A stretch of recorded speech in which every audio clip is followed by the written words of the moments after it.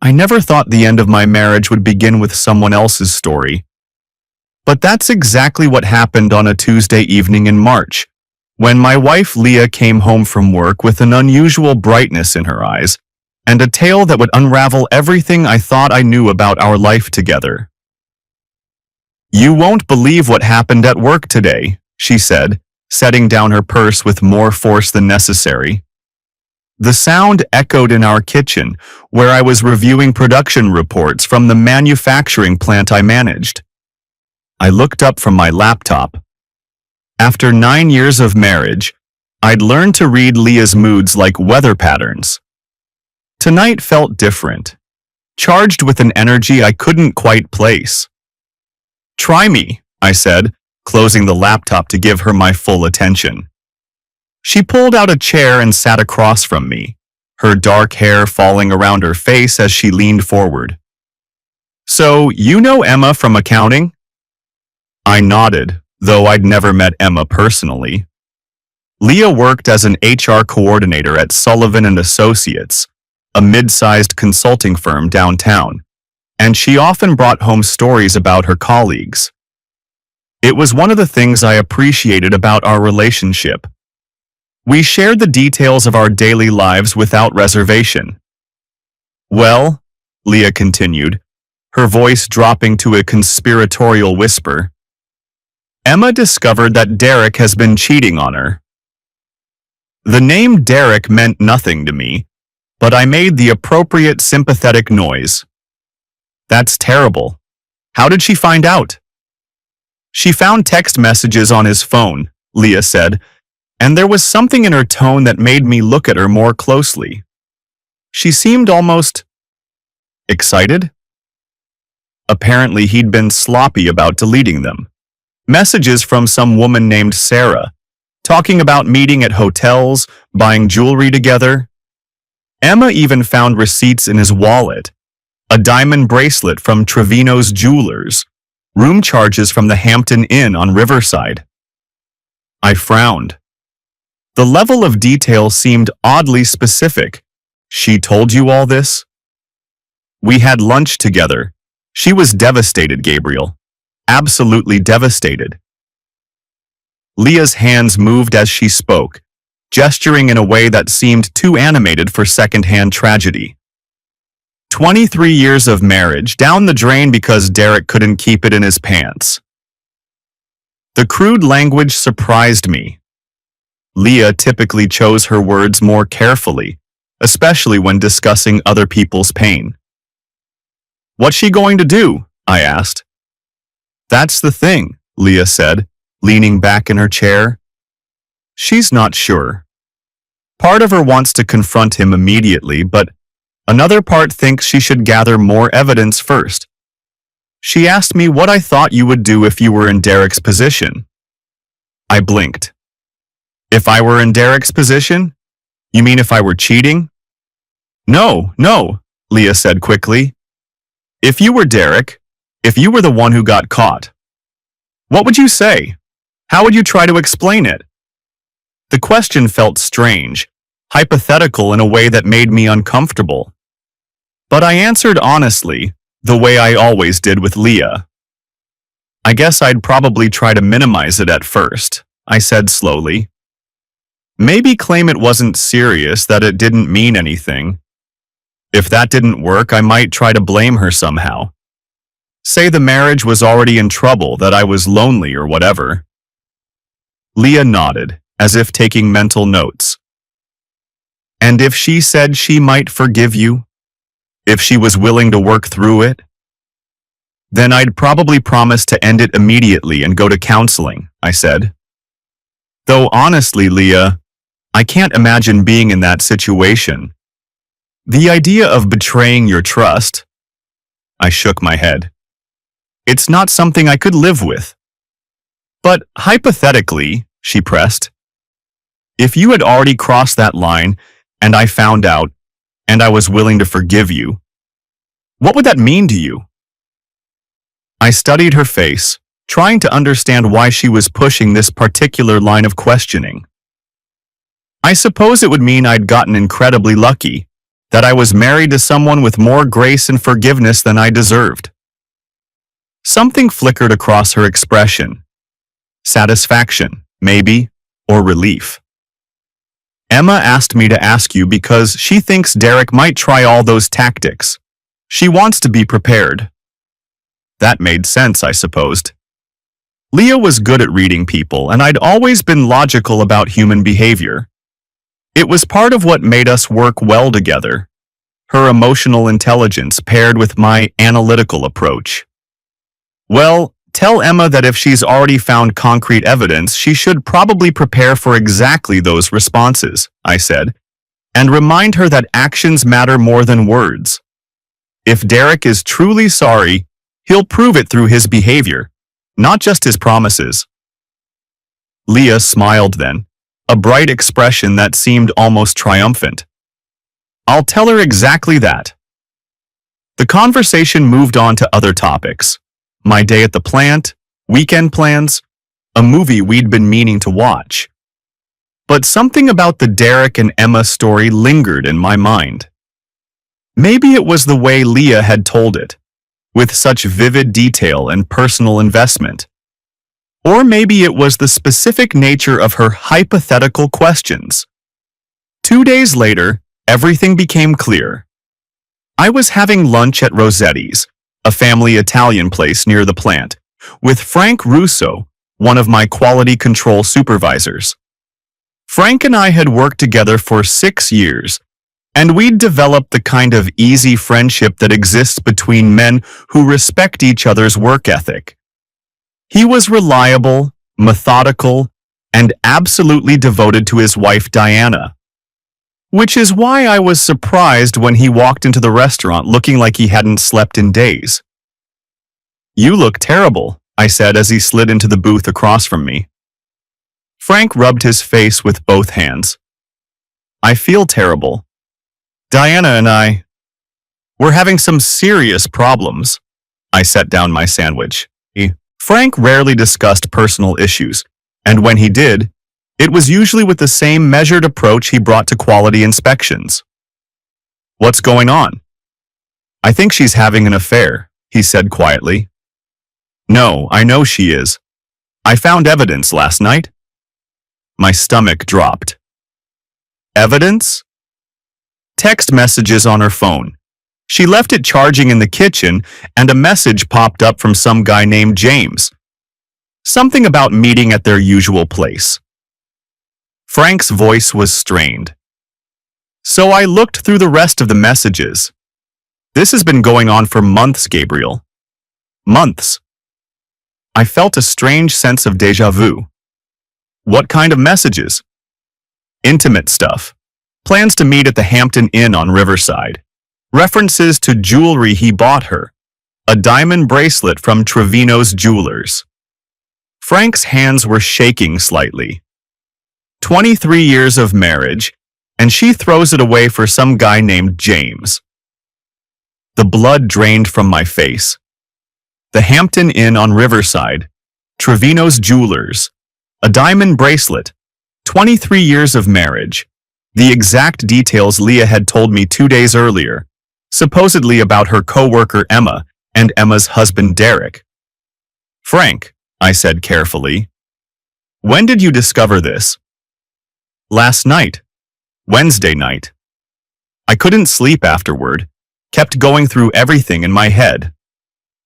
Wednesday night. But Leah had told me Emma's story on Tuesday evening, presenting it as something that had already happened, something Emma had already discovered and shared during their lunch. Which meant either Leah was psychic, or she had known about Diana's affair before Frank himself knew about it. My mind raced through the implications. There were only a few ways Leah could have known those specific details before Frank discovered them. Either she knew Diana personally, which she'd never mentioned, or she was somehow connected to the affair itself. I'm sorry, Frank, I managed to say. That's devastating. He nodded miserably. I don't know what to do. Part of me wants to confront her, but another part thinks I should gather more evidence first. What would you do? The question hit me like a physical blow. It was the same question Leah had claimed Emma asked, only now I knew Emma didn't exist. The whole story had been a lie, a test case presented to gauge my reactions. I think, I said slowly, you should be very careful about how you proceed. Make sure you have all the facts before you make any decisions. It was good advice and I intended to follow it myself. That evening, I sat in my car outside our house for 10 minutes before going inside. I needed to think, to process what I'd learned without letting my emotions show on my face. Leah was intelligent and observant. If I came in rattled, she'd notice immediately. The house smelled like the chicken parmesan she'd made for dinner, one of my favorites. She greeted me with a kiss and asked about my day, the same routine we'd followed for years. Everything appeared normal, domestic, comfortable. Except now I knew it was all built on deception. How was lunch with Frank? She asked as we sat down to eat. The question seemed innocent, but I heard the underlying interest. She knew Frank, had met him at company gatherings. More importantly, she apparently knew his wife. Fine, I said. He seemed a little stressed about work lately. I watched her face carefully, but she gave no sign that she knew anything about Frank's personal crisis. Either she was an excellent actress, or she genuinely didn't know that Frank had discovered Diana's affair. Oh, that reminds me, she said, cutting her chicken. I talked to Emma again today, about her situation with Derek. Here we go, I thought. How is she doing? Better, I think. She's decided to confront him this weekend. She wanted me to ask you, if Derek denies everything at first, even when she shows him the evidence, what would that tell you about his character? I set down my fork. What kind of evidence does she have? The text messages, the jewelry receipts, the hotel charges. Pretty solid proof, right? Right, I said. And if he still denies it after seeing that proof, I'd say it tells you he's not just unfaithful. He's a coward. Someone who lies even when the truth is staring him in the face. Leah nodded approvingly. That's what I told her. That denial in the face of clear evidence shows a fundamental lack of integrity. The irony was almost overwhelming. Here was my wife, lying to my face about a fictional coworker, while simultaneously getting me to condemn the very behavior she was modeling. What else did Emma want to know? I asked. She asked about forgiveness. If Derek comes clean and begs for another chance, promises to end the affair and go to counseling, should she consider it? I studied Leah's face. There was an intensity there, a focus that went beyond casual interest in a friend's problem. That depends, I said carefully. Does she still love him? Does she think the marriage is worth saving? She says she does. Love him, I mean. But she's not sure if she can ever trust him again. Trust is everything in a marriage, I said. Without it, you don't really have a partnership. You just have two people living in the same house pretending everything is okay. Something flickered in Leah's expression. Guilt, maybe, or recognition. But people can rebuild trust, can't they? She asked. If someone makes a mistake, even a big one, can a marriage survive that? I think it depends on the mistake, I said, and whether the person is truly sorry or just sorry they got caught. How would you tell the difference? Actions, I said. Words are cheap. If someone is truly remorseful, they'll do whatever it takes to prove they deserve another chance. Complete transparency, cutting off all contact with the other person, counseling, whatever their spouse needs to feel secure again. Leah was quiet for a moment, pushing food around her plate. What if the affair wasn't planned? She asked finally. What if it just happened? Someone was feeling lonely or unappreciated, and they made a bad decision that spiraled out of control. Now we were getting to the heart of it. This wasn't about Emma's fictional marriage anymore. This was about something real, something that was affecting my wife deeply enough that she'd created an elaborate deception to explore it. Leah, I said gently, is there something you want to tell me? Her head snapped up, eyes wide. What do you mean? You seem very invested in Emma's situation, more invested than I'd expect for a casual work friend. I feel sorry for her, Leah said quickly. It's a terrible thing to go through. I wanted to push further, to ask directly if she knew Deanna Russo, if there was more to this story than she was telling me. But something held me back. Maybe it was the fear of what I might learn, or maybe it was the recognition that I needed more information before I made any accusations. Instead, I reached across the table and took her hand. You know you can tell me anything, right? I said. Whatever it is, we can work through it together. For a moment, I thought she might confess. Her eyes filled with tears and her hand trembled in mine. Then she pulled away and smiled, the expression not quite reaching her eyes. Of course, she said. There's nothing to work through. I'm just worried about Emma. But as we finished dinner and settled in to watch television, I noticed she kept checking her phone. And when she thought I wasn't looking, her expression was anxious, almost fearful. Something was happening. Something that involved Deanna Russo's affair, and my wife's suspicious knowledge of details she shouldn't have known. I needed to find out what it was. The next day at work, I couldn't concentrate on the production schedules and quality reports that usually demanded my full attention. Instead, I found myself thinking about connections. How Leah might know Deanna Russo. What circumstances could have given her advance knowledge of the affair? During my lunch break, I drove to Leah's office building. Sullivan and Associates occupied 3 floors of a glass tower downtown, and I'd been there several times for company parties and spouse events. The lobby was busy with the usual flow of business people, but I wasn't there to see Leah. I was there to see if Emma from accounting actually existed. The building directory listed all the companies by floor, but didn't include individual employee names. That was fine. I had a different approach in mind.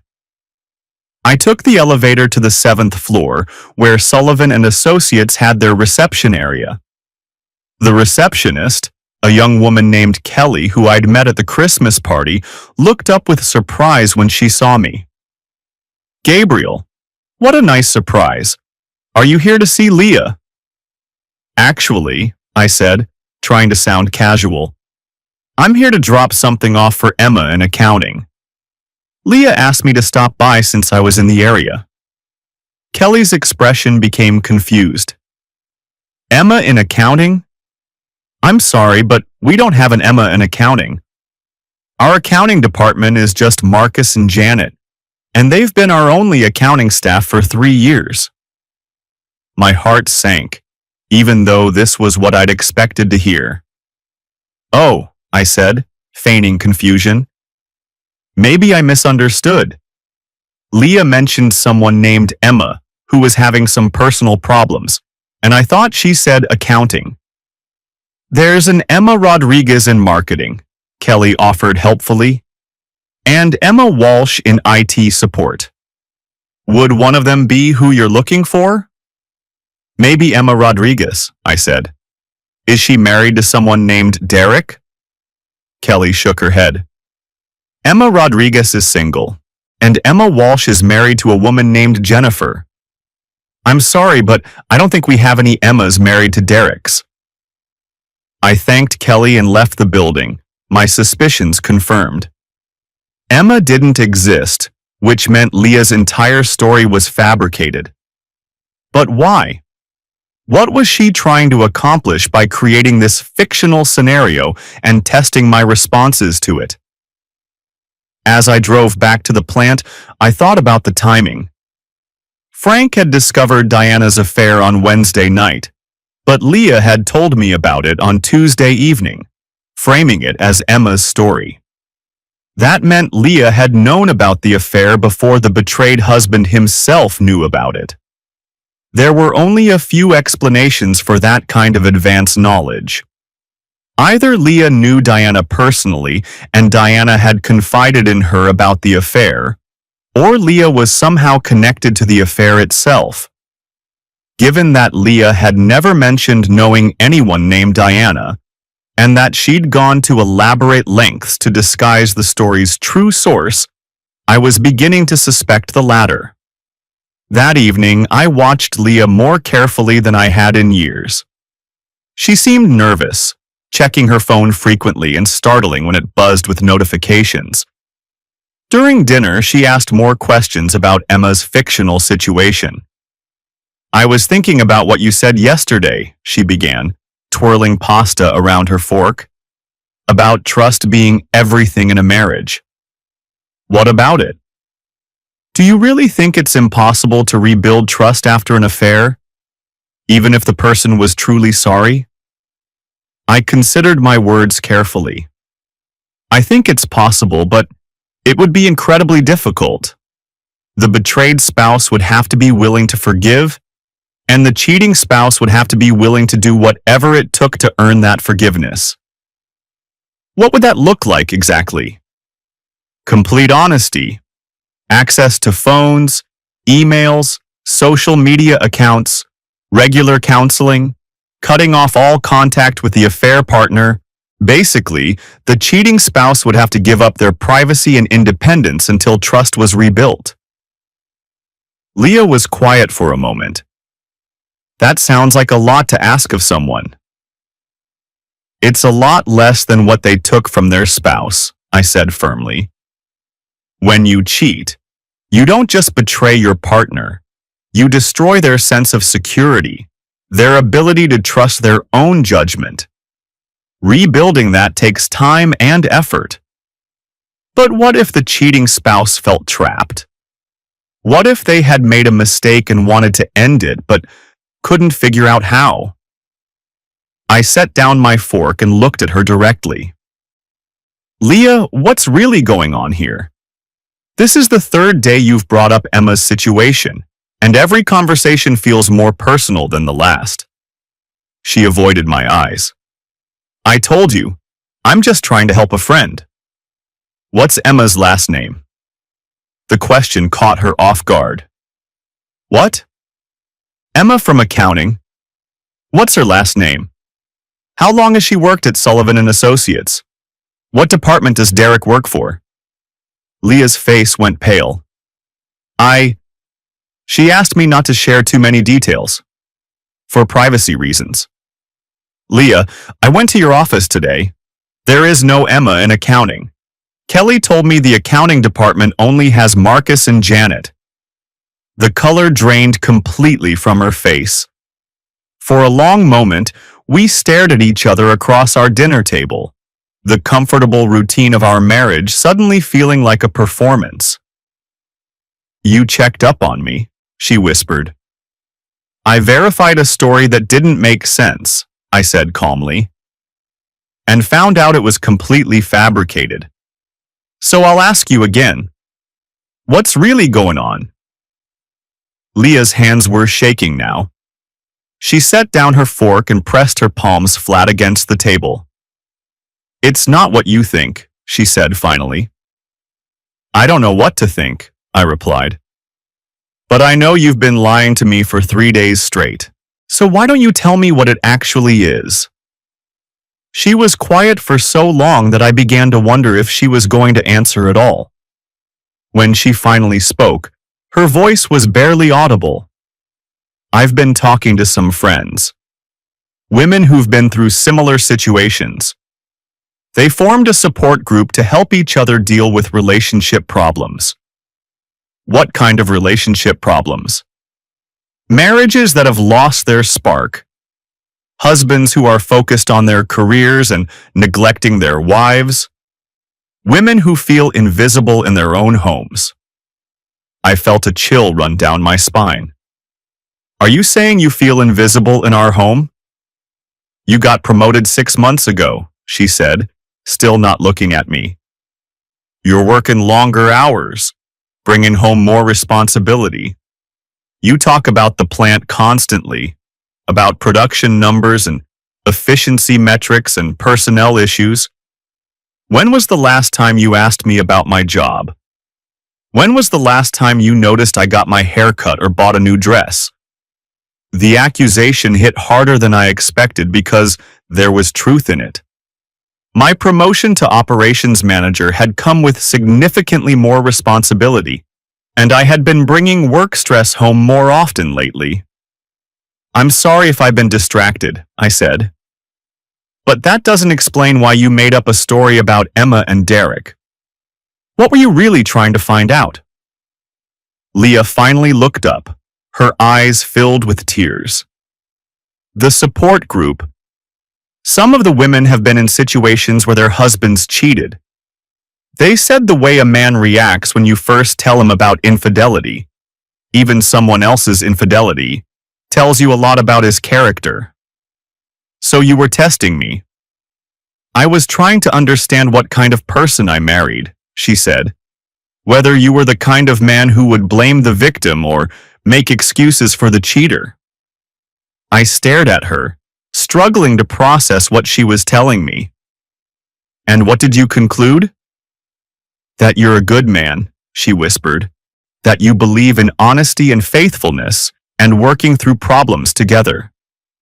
Then why do you look terrified right now? She broke down then, sobbing into her hands. Between the tears, I caught fragments of explanation. The support group, pressure from other women, fear about our changing relationship dynamic, worry that my career success would eventually lead me to stray. But even as she cried and apologized for deceiving me, I couldn't shake the feeling that there was more to the story. The specific details about Diana Russo's affair, the timing of Leah's knowledge, the elaborate nature of the deception, it all seemed like overkill for a simple relationship test. I held her while she cried, but my mind was racing. If Leah was part of a support group for women with relationship problems, and if she'd known about Diana's affair before Frank discovered it, what did that say about her connection to the situation? Over the weekend, I made a decision that would have seemed unthinkable a week earlier. I was going to investigate my own wife. It started small, paying closer attention to her phone habits, noting when she went out and with whom, observing her emotional state and stress levels. What I found was troubling. Leah was receiving text messages at all hours, often stepping out of the room to read and respond to them. She'd started going to evening book club meetings twice a week, events she'd never mentioned before the Emma story began. And her explanations for these activities were vague and inconsistent. When I asked about the book club, she said they were reading relationship self-help books. When I asked which books, she mentioned titles I'd never seen around the house. When I asked about other members, she gave first names only and changed the subject quickly. The most telling sign was her mood after these evening meetings. She'd come home wired and emotional, either unusually affectionate or strangely distant. It reminded me of how she'd acted when telling me about Emma and Derek, energized by drama that wasn't quite her own. On Tuesday evening, exactly 1 week after the original Emma story, I made a decision that felt like a betrayal of everything I'd believed about our marriage. I followed her. Leah left the house at 7:30, telling me she was going to book club at Sarah Kim's house. Sarah was married to my coworker Jim, And while we'd socialized with them at company events, I'd never heard Leah mention being particularly close to Sarah. Instead of heading to the Kim subdivision, Leah drove downtown to a coffee shop called Meridian Beans. I parked across the street and watched as she went inside, my heart pounding with the realization that I was spying on my own wife. 10 minutes later, she emerged with a tall man I didn't recognize. He was well-dressed, probably in his 40s, with the kind of confident bearing that suggested success in business or professional settings. They walked to his car, a BMW sedan, and drove away together. I followed at a distance, feeling like a character in a bad movie. They went to Luigi's, an upscale Italian restaurant downtown, the kind of place Leah and I went for anniversaries and special occasions.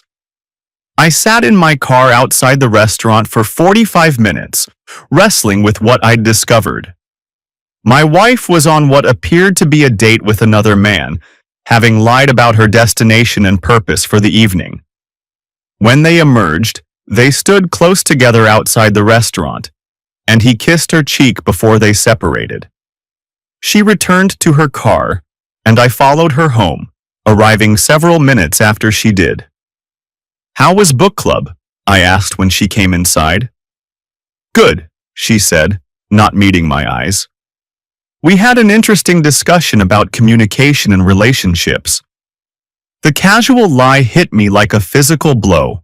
After 9 years of marriage, after everything we'd built together, she could look me in the eye and lie without apparent difficulty. I excused myself to go to bed early, claiming a headache.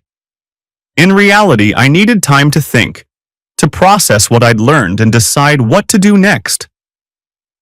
Lying in the dark while Leah showered, I thought about Frank Russo and his discovery of Diana's affair. I thought about the specific details Leah had somehow known in advance. And I thought about the man I'd seen her with tonight, the easy familiarity between them, the goodbye kiss that suggested intimacy. My wife was having an affair. That much seemed clear. But there was still something about the timing and the details that didn't quite add up. The next morning, I called in sick to work and drove to the courthouse. If I was going to confront Leah with evidence of her infidelity, I wanted to make sure I had all the facts. And if she was going to lie to my face, I wanted to be prepared for whatever came next. I hired a private investigator named Maria Santos, a former police detective who specialized in infidelity cases. Maria was professional, discreet, and brutally honest about what her services could and couldn't accomplish. "I can document her activities, identify who she's seeing, and provide you with evidence that would hold up in divorce proceedings," she said during our consultation. "But I can't tell you why she's doing it or whether your marriage can be saved. Those are questions you'll have to answer for yourself." I authorized a comprehensive investigation, surveillance, background checks on known associates, analysis of phone and credit card records. It felt like the most expensive decision I'd ever made, but I needed to know the full scope of what I was dealing with.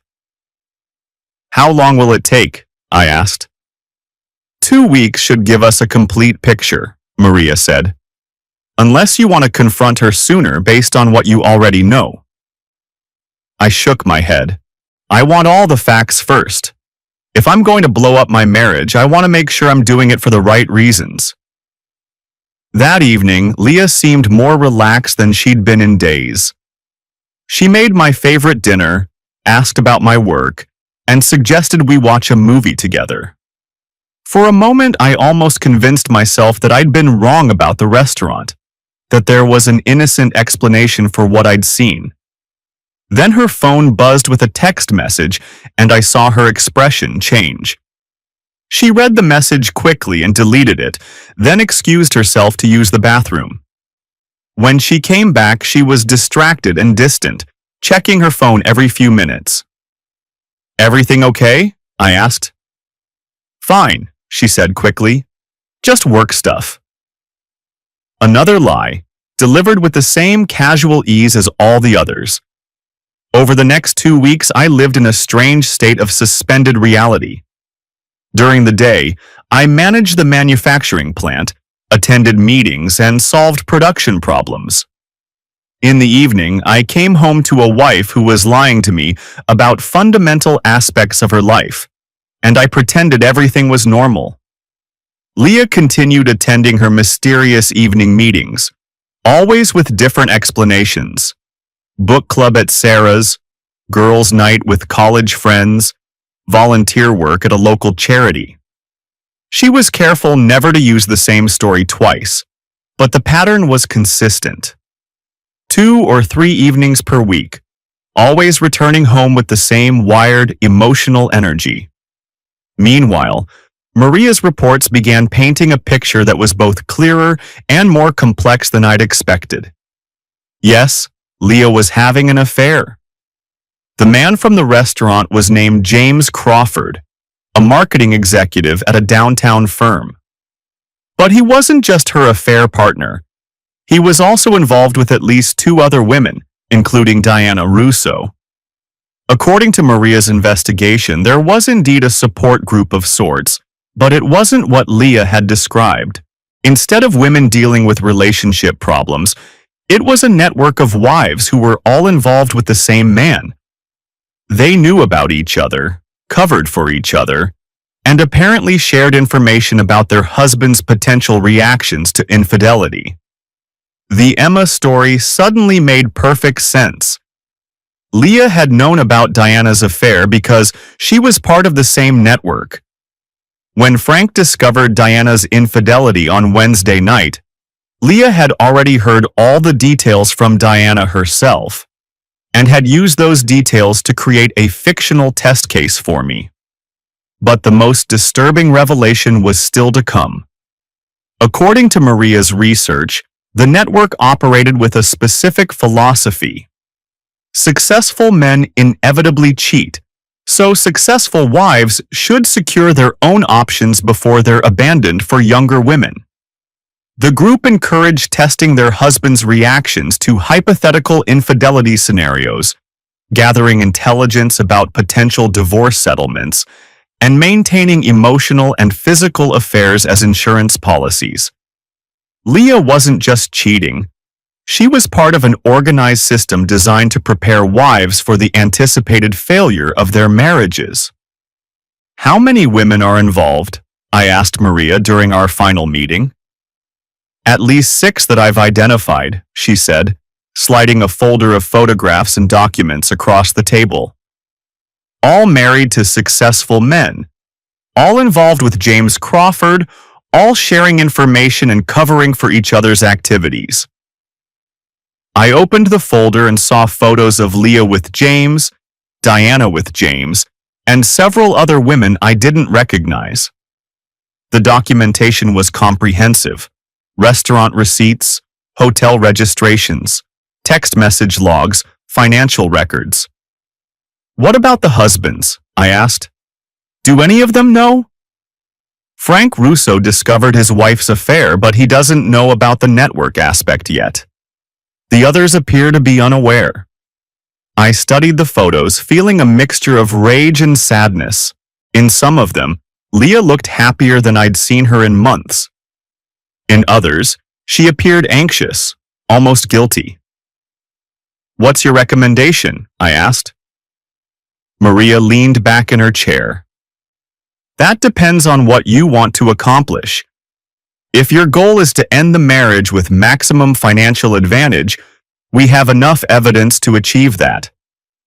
If your goal is to save the marriage, you'll need to address not just the affair but the entire belief system that led to it." "What do you mean?" "Your wife believes that successful men inevitably cheat and abandon their wives," Maria explained. "She's acting on that belief by securing what she sees as necessary backup plans. Unless you can convince her that her assumptions are wrong, ending this affair won't solve the underlying problem." I left the meeting with the folder full of evidence and a choice to make. I could confront Leah immediately with proof of her betrayal, or I could try to understand why she'd been driven to such extreme deception. That evening, I found her in the kitchen, preparing dinner with unusual care. She'd made lamb with rosemary, one of my favorites, and set the table with our good china. "What's the occasion?" I asked. "No occasion," she said, but there was something forced about her cheerfulness. "I just wanted to do something nice for us." As we ate, she asked questions about my work, my plans for the weekend, my thoughts about taking a vacation together. It felt like she was trying to reconnect, to rebuild something that had been damaged. "Leah," I said finally, "do you remember the story you told me about Emma and Derek?" Her fork paused halfway to her mouth. "Of course. Why?" "I've been thinking about what you said, about testing someone's character by seeing how they react to stories about infidelity." "What about it?" I pulled out my phone and showed her one of Maria's photos. Leah and James Crawford holding hands outside Luigi's restaurant. Her face went completely white. The fork fell from her hand and clattered against her plate. "Gabriel," she whispered. "I know about James," I said calmly. "I know about Deanna Russo and the other women. I know about the support group and the philosophy behind it. What I don't know is why." She started to cry then, but they weren't the tears of someone who'd been caught in a lie. They were tears of relief, as if she'd been carrying a burden too heavy to bear alone. "How long have you known?" she asked.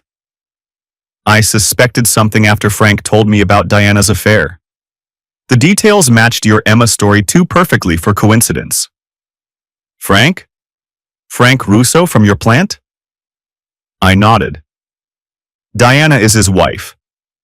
When he told me about discovering her affair, he used the exact same details you'd shared about Emma.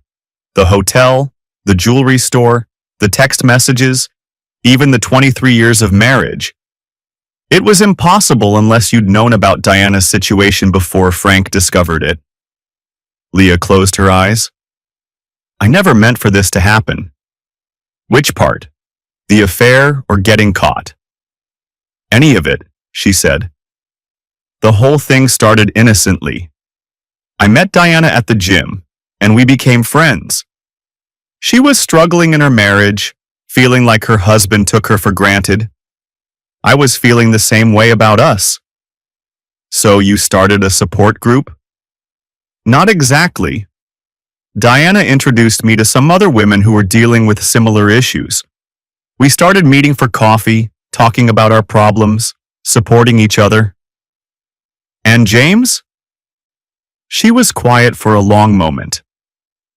"James was married to one of the women in the group. When his marriage ended, he started becoming involved with some of us. Some of you. Diana first, then others. He was charming, attentive, everything our husbands weren't. And he understood what we were going through because he'd been through it himself." I tried to process what she was telling me. "So you all knew about each other?" "Yes," she whispered. "It wasn't supposed to be secretive or deceptive. It was supposed to be honest. A group of friends supporting each other through difficult times. And testing your husband's reactions to infidelity scenarios." She looked up at me with surprise. "How did you know about that?" "Because it's exactly what you did with the Emma story. You used Diana's real situation to test how I'd react to discovering an affair." "The group thought it was important to understand our husbands' perspectives," she said defensively. "To know what we'd be facing if our marriages fell apart." "So you assumed our marriage was going to fall apart?" "I assumed you'd eventually get tired of being married to an HR coordinator when you could be with someone more successful, more accomplished. Someone who could match your professional achievements." The statement hit me like a physical blow. "Is that really what you think of me?" That I'm that shallow? I think you're human, she said. I think successful men have options and eventually they exercise them. My father did. Diana's husband was starting to. James's ex-wife found out the hard way. I sat back in my chair, trying to understand the worldview that had led to such an elaborate deception. In Leah's mind, she wasn't betraying our marriage. She was preparing for its inevitable end. What was the end game? I asked. How long were you planning to keep this going? I don't know, she admitted. I kept thinking I'd find the courage to end it, but James was persistent. And the other women said I was crazy to give up someone who appreciated me. Did you want our marriage to end? She looked at me with eyes full of tears. No. But I wanted to be prepared if it did. I wanted to know that someone found me attractive, that I wasn't just a placeholder until you found someone better. The twisted logic was almost heartbreaking. She'd been so afraid of being abandoned that she'd created the very scenario she was trying to avoid. What happens now? She asked. I looked at the evidence folder still sitting on the table, then at my wife of 9 years, the woman I'd planned to grow old with. I don't know, I said honestly. I need time to process all of this. That night, I slept in the guest room for the first time in our marriage. Not because I was angry, though I was, but because I needed space to think clearly about what came next. The next morning, I called Frank Russo and asked if we could meet for coffee. He deserved to know that he wasn't dealing with this situation alone. We met at a diner halfway between the plant and his house. Frank looked better than he had during our lunch conversation, more resolved and less devastated. I confronted Diana, he said, after we'd ordered coffee. She admitted everything. Said she was sorry, that it had gone too far, that she wanted to work on our marriage. How do you feel about that? Confused, he admitted. Part of me wants to believe her, but part of me wonders how I can ever trust her again. I pulled out one of Maria's photos. Diana with James Crawford and 2 other women, all of them looking relaxed and happy. Frank, there's something you need to know about Diana's affair. She wasn't acting alone. I told him about the network, about the shared philosophy and mutual support system. I told him about Leah's involvement and my own discovery process. By the time I finished, Frank was staring at the photo with a mixture of shock and understanding. So they all knew about each other? He asked. Yes, and they were all testing their husbands' reactions to prepare for potential divorces. Frank was quiet for a long time, studying the photograph. Diana asked me what I would do if she forgave me for an affair, he said finally. She presented it as a hypothetical question, but now I wonder if she was testing my response. Probably. Jesus, he muttered. How do you rebuild a marriage when the foundation is that rotten? It was a good question, and one I didn't have an answer for. Over the next few weeks, Frank and I stayed in touch as we both navigated the aftermath of our discoveries. He decided to separate from Diana and pursue divorce proceedings. I decided to try counseling with Leah, though I wasn't optimistic about the outcome. The counseling sessions were brutal. Leah's fears about our relationship had been simmering for months, fed by the support group's philosophy and her own insecurities about my career advancement. She'd convinced herself that cheating was inevitable in successful marriages, so she'd acted on that belief. I thought I was being smart, she said, during one particularly difficult session. I thought I was protecting myself. From what? The counselor asked. From being the naive wife who gets blindsided when her husband trades her in for a younger model. Did Gabriel ever give you reason to believe he was considering that? Leah looked at me, then back at the counselor. He started working later hours after his promotion. He talked about work more, brought home stress more often. He seemed less interested in my job, my daily life. It was true, and I acknowledged it. My promotion had come with increased responsibility and longer hours, and I had been more distracted at home. But the gap between those legitimate concerns and the elaborate affair network seemed impossibly wide. "Why didn't you talk to me about feeling neglected?" I asked during one session. "Because I was afraid you'd just promise to do better without actually changing anything," she said. "I was afraid you'd see it as nagging or neediness. So instead, you started an affair?" "I started looking for evidence that you still found me attractive and valuable," she corrected. "James provided that evidence." The counselor tried to help us work through the trust issues and communication problems, but the foundation had been too badly damaged. Every conversation felt like an interrogation. Every late night at work felt like a potential cover story. Every friendly interaction with female colleagues felt like a threat. 3 months after my discovery, we separated. Leah moved in with her sister, and I filed for divorce. The divorce proceedings were complicated by the evidence Maria had gathered. Leah's lawyer tried to argue that the affair was a symptom of marital problems rather than the cause, but the documentation of the support group's activities painted a picture of premeditated deception. In the end, we settled out of court. Leah kept her car and half of our savings. I kept the house and my retirement accounts. We divided our debts equally and agreed to no spousal support. The most difficult part wasn't the legal proceedings, it was watching our social circle implode. The revelation of the affair network affected multiple couples and friend groups. Some people took sides, others withdrew from both of us, and a few tried to maintain relationships with both parties. Sarah Kim, whose house Leah had supposedly attended book club meetings, was particularly hurt when she learned her name had been used as cover for affair-related activities.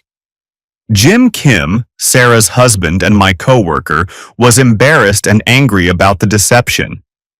The ripple effects extended to Leah's workplace as well. Sullivan and Associates conducted an internal review of her HR practices after learning about her involvement in the affair network. While they didn't find evidence of professional misconduct, the scandal damaged her reputation and made her job situation uncomfortable. 6 months after our separation, Leah took a position with a smaller firm in another city. We spoke briefly before she left. "I'm sorry," she said. "I know that doesn't change anything, but I needed you to know that I never stopped loving you." "I know," I said, "but love wasn't enough to overcome the fear and deception." "If you could do it over again, would you handle things differently?" I thought about it. I would have been more attentive to your concerns about our relationship. I would have made more effort to maintain our emotional connection despite work pressures. But I wouldn't change how I handled discovering the affair. You made choices based on assumptions about my character that turned out to be wrong. She nodded sadly. "I hope you find someone who deserves the kind of loyalty you offered me." After she left, I focused on rebuilding my life. The work at the plant provided structure and purpose, and my performance during the personal crisis had earned respect from senior management. I was promoted to plant manager within the year. Frank Russo and I maintained our friendship through the divorce proceedings and beyond. We found that having someone who understood the specific betrayal we'd experienced was invaluable for processing the anger and grief. We also stayed in touch with Tom Chan, another man from the plant whose wife had been part of the affair network. Tom's discovery had come later than ours, but the pattern was the same. Fictional scenarios used to test reactions, elaborate deceptions to cover affair activities, and a support network that encouraged infidelity as insurance against marital failure. The three of us formed an unofficial support group of our own, meeting monthly for dinner and conversation. It wasn't therapy, exactly, but it was helpful to talk with people who understood the particular kind of betrayal we'd experienced. 2 years after my divorce was finalized, I met Rachel Foster at a professional development seminar. She was an accountant with her own practice, someone who understood the demands of career advancement without feeling threatened by them. Our relationship developed slowly, built on transparency and honest communication about our histories and expectations. I told her about Leah and the affair network early in our dating relationship, and she shared her own experiences with a previous marriage that had ended due to financial irresponsibility. "Do you worry that I'll cheat?" she asked me one evening over dinner. "Sometimes," I admitted. "But I'm more aware of the warning signs now. And I think I'm better at addressing relationship problems before they become crises." "What would you do if you found out I was having an affair?" The question reminded me of Leah's tests, but Rachel's tone was different, genuinely curious rather than manipulative. "I'd end the relationship immediately," I said. "I learned from my marriage that trust, once broken that completely, can't be rebuilt, at least not for me." She nodded. "I think that's healthy. Some things should be deal breakers." That conversation, and many others like it, convinced me that Rachel and I shared compatible values about honesty and commitment. We married 3 years after we met, in a small ceremony attended by close friends and family. Frank remarried as well, to a widow he met through his church. Tom decided to remain single, focusing on his career and his relationship with his teenage children. Occasionally, I heard updates about Leah through mutual acquaintances. She'd married James Crawford and moved to Phoenix, where he'd taken a position with a marketing firm. According to the reports, they seemed happy, though I wondered if she still worried about being abandoned for someone younger and more successful. The experience taught me several important lessons about marriage and trust. First, assumptions about your partner's character, if left unexamined, can become self-fulfilling prophecies. Leah's belief that I would eventually cheat led her to cheat first, creating the very betrayal she was trying to avoid. Second, the quality of your social network matters enormously. The women in Leah's support group reinforced her fears and encouraged destructive behavior rather than helping her address the actual problems in our marriage. Third, transparency and communication, while not sufficient to guarantee a successful marriage, are absolutely necessary. If Leah had been honest about her fears regarding my career advancement and her concerns about our relationship dynamic, we might have been able to address those issues before they became crises. Finally, I learned that some betrayals are too fundamental to overcome. The affair itself was devastating, but the elaborate deception and testing were what made the relationship impossible to repair. Trust, once destroyed that completely, can't be rebuilt on the same foundation. Looking back now, I don't regret the way I handled the situation. The investigation was necessary to understand the full scope of the deception, and the decision to divorce was the right choice for both of us. Leah needed to be with someone who shared her worldview about marriage and fidelity, and I needed to be with someone who shared my commitment to honesty and transparency. The borrowed betrayal, using Diana's real affair as a fictional test case, revealed more about Leah's character and mindset than any amount of marriage counseling could have accomplished. It showed me that she was capable of elaborate deception in service of her fears, and that she viewed our marriage as a temporary arrangement that would inevitably fail. Those weren't character flaws that could be fixed through better communication or more attention to her emotional needs. They were fundamental differences in how we viewed commitment, trust, and the possibility of lasting love. The story began with someone else's betrayal and ended with the discovery of my own wife's infidelity. But in between, I learned valuable lessons about the importance of choosing partners who share your values, addressing relationship problems honestly and directly, and recognizing when a relationship has been damaged beyond repair. Most importantly, I learned that rebuilding after betrayal is possible, but it requires starting fresh rather than trying to repair what's been irreparably broken. Sometimes the most loving thing you can do is let go of what you thought you wanted and open yourself to what you actually need. Rachel and I have been married for 5 years now, and our relationship is built on the transparency and trust that I once took for granted. We discuss our fears and concerns openly, address problems as they arise, and maintain separate friendships and interests without secrecy or deception. It's not the marriage I once had with Leah, and it's not the naive trust I once believed was unshakable. It's something more intentional and conscious. A partnership between two people who have chosen to be honest with each other about their flaws, fears, and expectations. The borrowed betrayal taught me that some tests reveal more about the tester than the tested.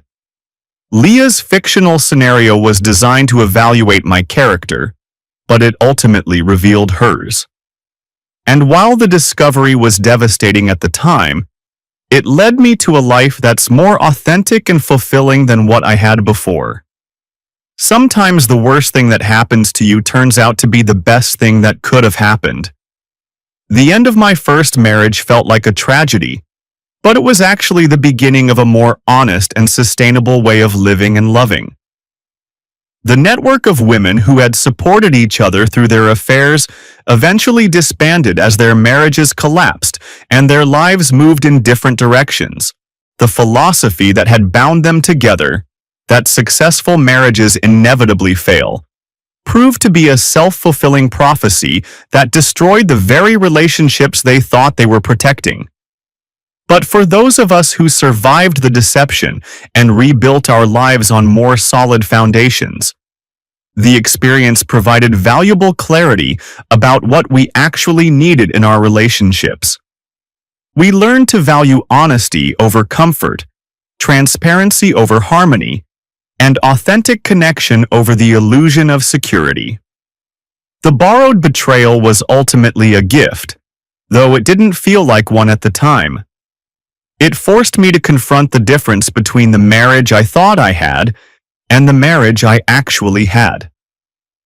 And it led me to the relationship I needed.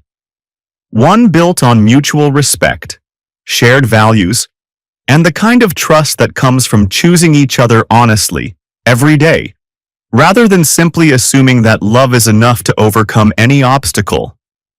In the end, that assumption, that love conquers all, was what had made Leah's deception possible.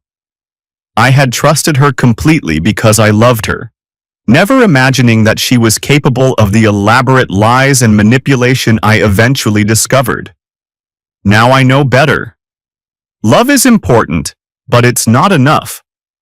Trust must be earned and maintained through consistent actions over time.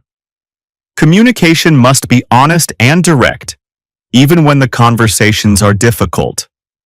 And the assumptions we make about our partners must be regularly examined and verified through actual evidence rather than wishful thinking.